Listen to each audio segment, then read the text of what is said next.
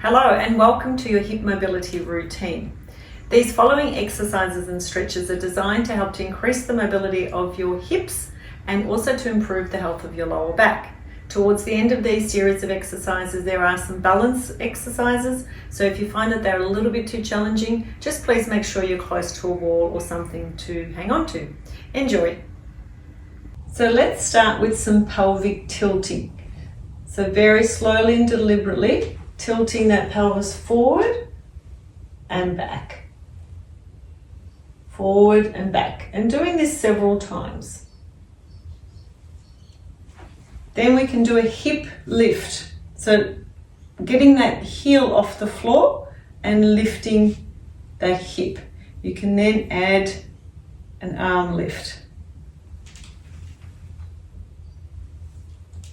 It's a really nice way to get some movement in that hip, that lower back, and that side of your body. So you can do several of those. Next, we're going to do some hip hinging. So this is great when you're picking up things off the floor and maintaining that lower back curve. So just imagine you've got your hands in the crease of your hips and you're gently leaning forward and pushing your bottom back. So you can do several of those hip hinges. You'll feel the stretch at the back of the legs, and this is a really nice way to get that flexion in those hips. You can then do a wide leg hip hinge, and you'll feel the legs rolling in a little bit, the thighs. You can allow that to happen. You can then just do a lovely rolling down of the back. So actually allow that spine to roll all the way down. And just hang there.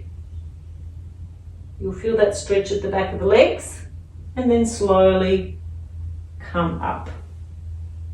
The next one we want to do is what's called an ice skater.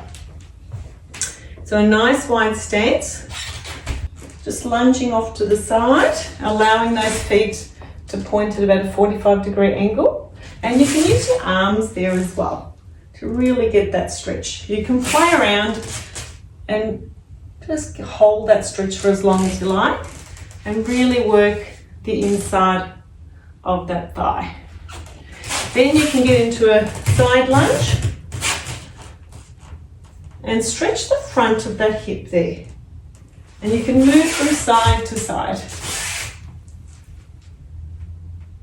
If you find balance is an issue, make sure you've got something close by. The next is some work on the floor. So, foot off to the side, and the same foot that's forward, you can bring that arm forward and get a beautiful stretch in that spine as well. You can do that on the opposite side to balance it up, of course, and you can do a few of those. The next one is a windmill stretch, and this is great for the internal and external rotation of the hips, keeping that lovely mobility there. You can then do a child's pose to finish off. Sorry, a pigeon pose. Too many poses here. And hold that for several seconds, preferably 20 to 30 seconds. You can lean down to accentuate that stretch and then repeat on the other side.